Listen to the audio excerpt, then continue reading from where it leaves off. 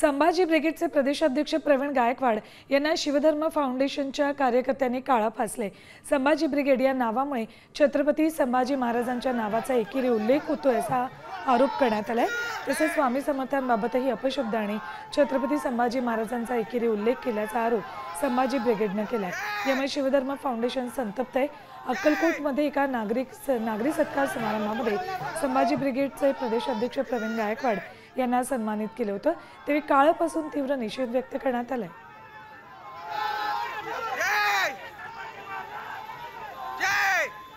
गायकवाडांना Sambhaji brigade हे नाव म्हणजे छत्रपती संभाजी महाराजांचा एकेरी उल्लेख आहे असं म्हणत शिवधर्म फाउंडेशनने काळा फासलेले।